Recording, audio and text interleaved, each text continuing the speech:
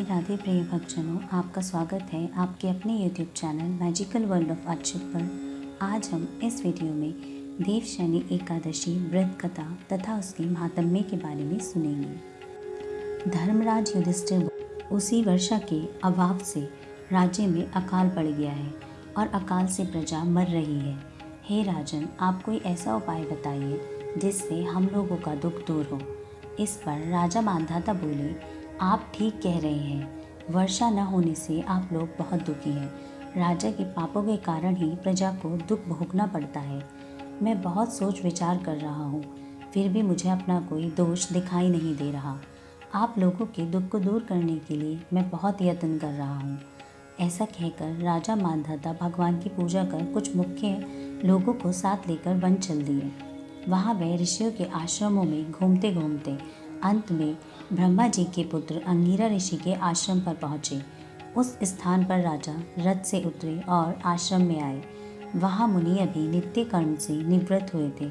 राजा ने उनके सन्मुख प्रणाम किया और मुनि ने उनको आशीर्वाद दिया।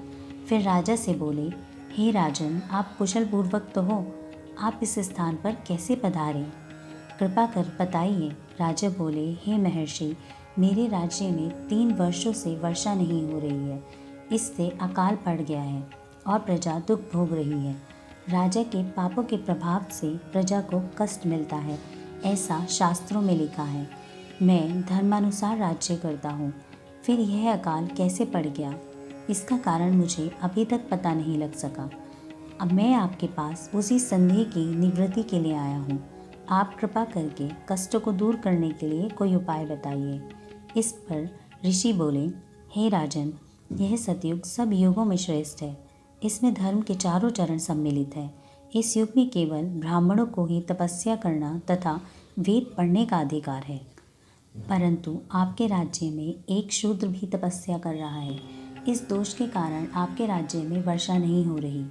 यदि आप प्रजा का भला चाहते हैं तो उस शूद्र को मार दीजिए। इस पर राजा बोले, हे मुनि, मैं उस निरपराध तपस्या करने वाले शूद्र को नहीं मार सकता। आप इस दोष से छूटने का कोई अन्य उपाय बताइए। तब ऋषि बोले, हे राजन, यदि तुम ऐसा ही चाहते हो तो आषाढ़ मास के शुक्ल पक्ष की पद्मा नाम की एकादशी का विधिपूर्वक व्रत करना। इस व्रत के प्रभाव से तुम्हारे राज्य में वर्षा होगी और प्रजा सुख से रहेगी, क्योंकि इस एकादशी का व्रत सब सिद्धियों को देने वाला है। मुनि के इन वचनों को सुनकर राजा अपने नगर को वापस आए और विधिपूर्वक पद्मा एकादशी का व्रत किया। उस व्रत के प्रभाव से राज्य में वर्षा हुई और मनुष्यों को सुख मिला। इस एकादशी को देवशयनी एकादशी भी कहा जाता है। इस व्रत के करने से विष्णु भगवान प्रसन्न होते हैं। अतः मोक्ष की इच्छा करने वाले मनुष्यों को एकादशी का व्रत अवश्य करना चाहिए। चातुर्मास्य व्रत भी इसी एकादशी के व्रत से शुरू किया जाता है। राधे राधे।